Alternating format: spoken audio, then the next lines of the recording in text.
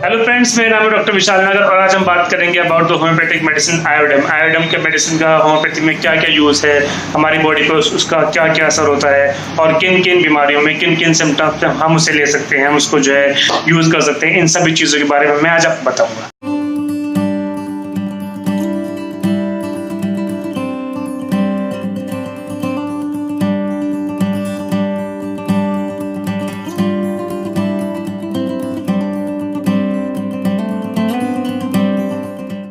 दोस्तों, आयोडम मेडिसिन एक ऐसी मेडिसिन है जो कि बहुत ही अच्छा काम करती है हमारे ग्लैंड्स पे। फॉर एग्जांपल जो है आयोडम मेडिसिन का बहुत ही बढ़िया काम होता है हमारे ग्लैंड्स, जैसे कि हमारे स्प्लीन पर, हमारे लिवर पर, हमारे जो है हमारे थायराइड पर, हमारे टेस्टिस पर, ओवरीज पर। ये सारे जो ग्लैंड्स होते हैं, जो एंडोक्राइन ग्लैंड्स होते हैं, इन पर जो है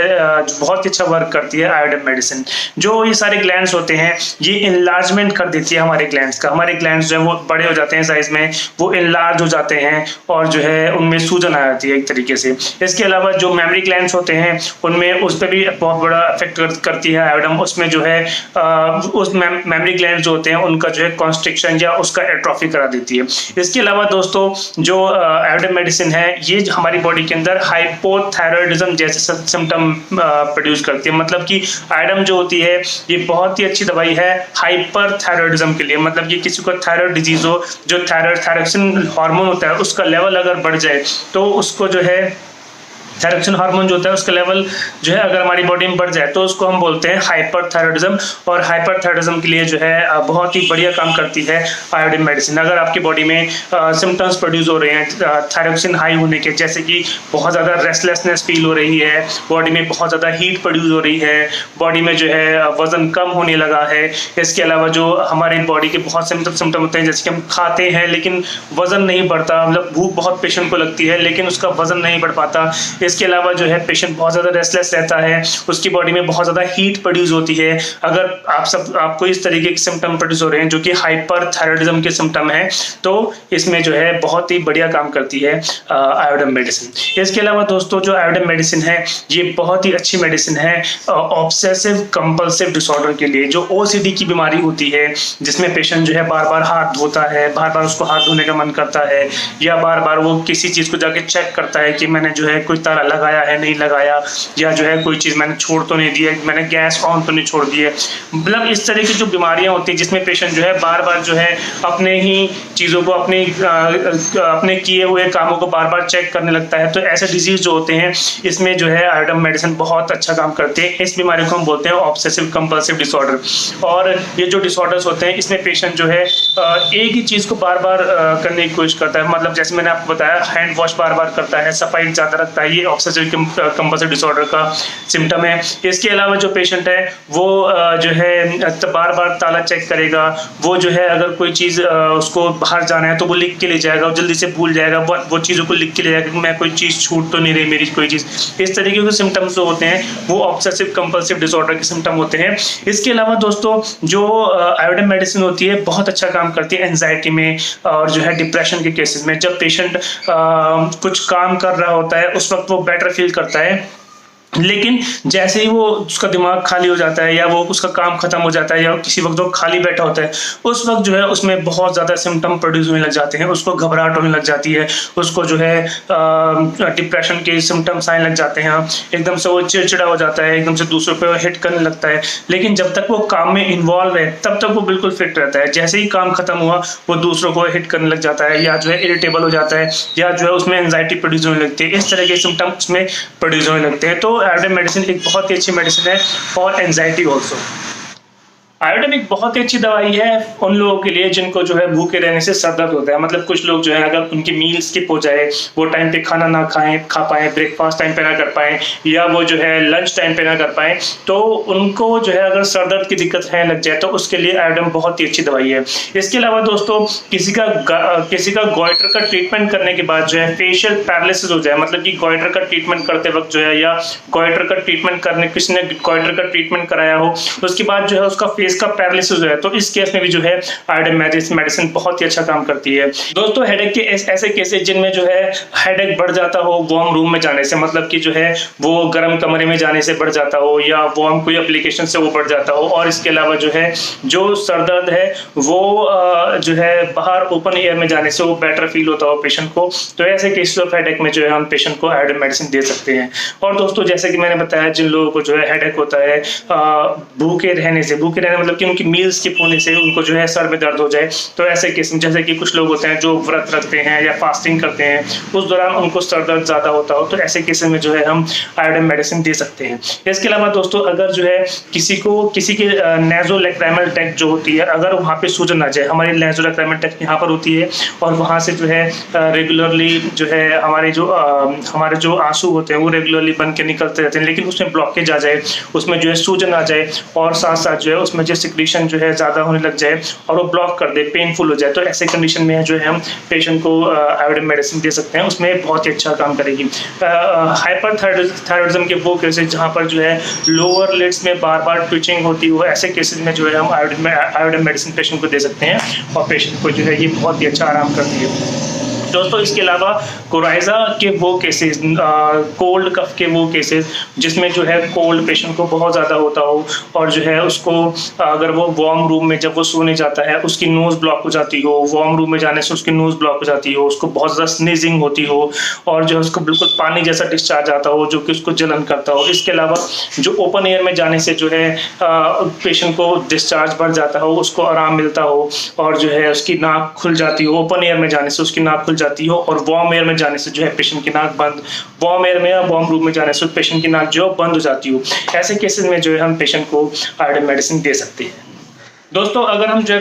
थायराइड के पेशेंट के माउथ की बात करें तो पेशेंट जो है उसके गम्स में ईजिली जो है वो लूज हो जाते हैं, वहाँ से ब्लीडिंग होने लग जाए और लूज होने की वजह से पेशेंट को ब्लीडिंग होने लग जाए, तो ऐसे केसेस में जो है हम पेशेंट को आयोडीन दे सकते हैं। इसके अलावा जो पेशेंट है उसको जो है गम्स में छाले पड़ जाए या माउथ में छाले पड़ जाए और पेशेंट के मुँह से बहुत ज़्यादा बदबू आती हो, ऐसे केसेस में भी जो है हम पेशेंट को आयोडीन मेडिसिन दे सकते हैं। इसके अलावा दोस्तों जो पेशेंट होता है उसके थायराइड ग्लैंड जो होता है वहाँ पर बहुत ज़्यादा जो है थायराइड ग्लैंड बढ़ जाता है, उसका साइज बढ़ जाता है और उसको जो है रेगुलरली जो है ऐसा लगता है कि उसके गले में गला कोई दब रहा है, उसको गला जो है कॉन्स्ट्रिक्शन, उसको सांस लेने में दिक्कत होने लग जाए, तो ऐसे केसेस में भी जो है हम आयोडीन मेडिसिन दे सकते हैं। अगर हम जो है पेशेंट के पेट की बात करें तो पेशेंट जो है उसको बहुत ज़्यादा गैस बनती है और वो उसको बहुत ज़्यादा भूख लगती है, वो बहुत ज़्यादा खाना खाता है, खाना खाने की वजह से क्या होता है पेशेंट जो है वो खाना तो खाता है लेकिन उसको वो ऐसा लगता है कि जो खाना खा तो रहा है बट वो खाना डायरेक्टली क्या हो रहा है, वो डायरेक्टली जो है खाना गैस में कन्वर्ट हो रहा है और वो गैस में कन्वर्ट होने की वजह से उसको बहुत ज़्यादा डकारें आ रही हैं,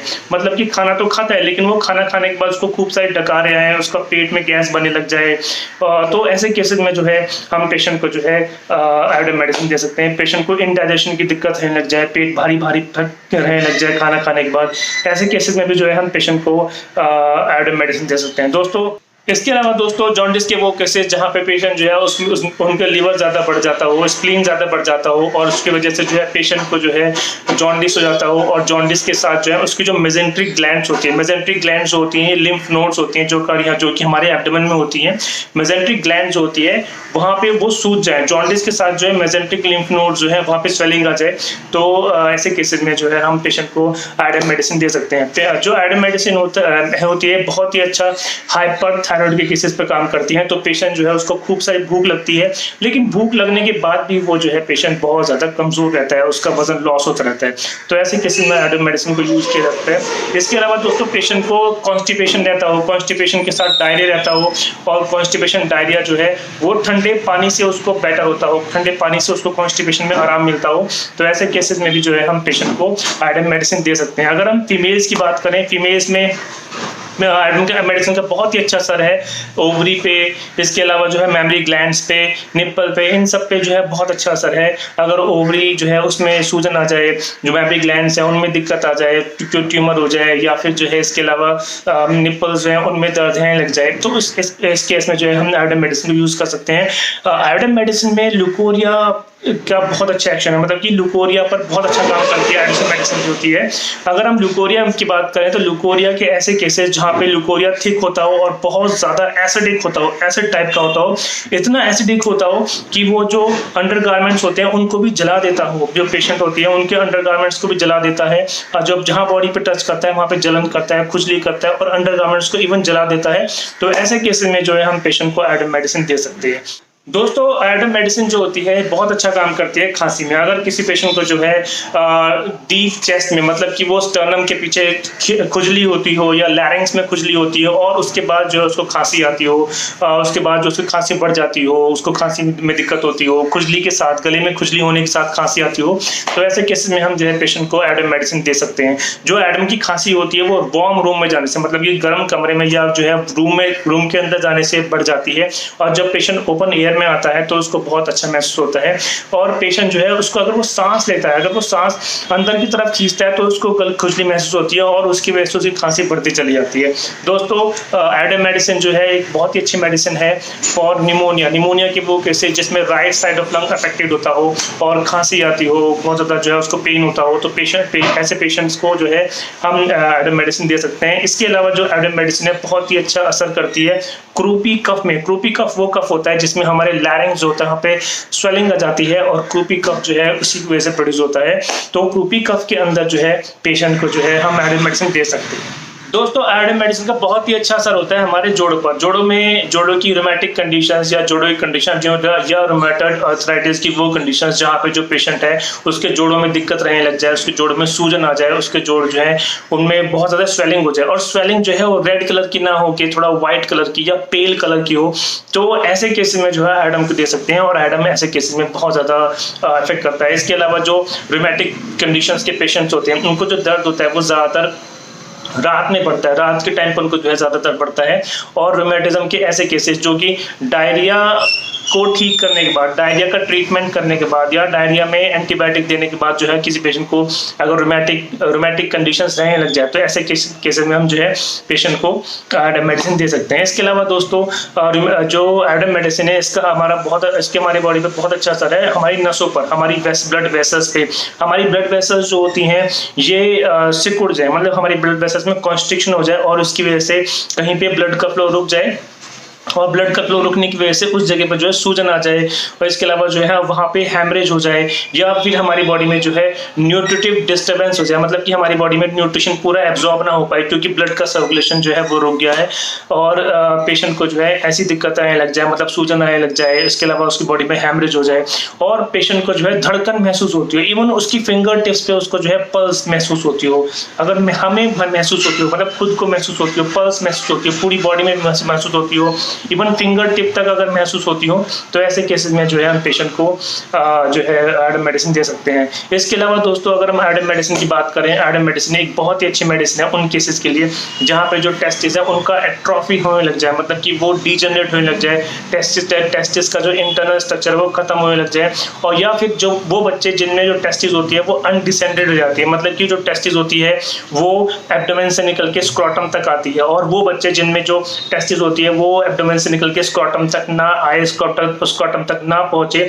तो अनडिसेंडेड टेस्टिस के केस में जो है बहुत ही अच्छा काम करती है आयोडीन। दोस्तों आयोडीन का बहुत ही अच्छा असर होता है हमारे हार्ट पे। जो हमारा हार्ट है अगर उसमें जो है उसका साइज लार्ज हो जाए या फिर जो है हम जो पेशेंट हैं उनको मायोकार्डाइटिस हो जाए, तो ऐसे केसेस में जो पेशेंट है उसको बहुत ज़्यादा चेस्ट में पेन होगा, उसको ऐसा लगेगा कि जैसे उसके हार्ट को किसी ने पकड़ रखा है, उसके दिल को किसी ने दबा रखा है। ऐसे केसेस में जो पेशेंट है उसको जो है दिक्कतें आएंगी, जैसे वो थोड़ा बहुत आगे चलने की कोशिश करेगा उसका सांस फूल जाएगा, वो सीढ़ी चढ़ने की कोशिश करेगा उसका सांस फूलने लग जाएगा, उसको चेस्ट में पेन होने लग जाएगा, ऐसा लगेगा जैसे उसका हार्ट कोई दबा रहा है, कोई हाथ पकड़ के उसका स्क्वीज कर रहा है। और तो ऐसे केसेस जो होते हैं इनमें आयोडीन बहुत अच्छा काम करती है। और पेशेंट जो कि टैकीकार्डिया के पेशेंट होते हैं, जैसे कि मैंने बताया, पेशेंट जो टैकीकार्डिया के पेशेंट होते हैं जिनको जो है धड़कन महसूस होने लग जाती है बहुत ज़्यादा, ऐसे केसेस में जो है हम पेशेंट को आयोडीन मेडिसिन दे सकते हैं।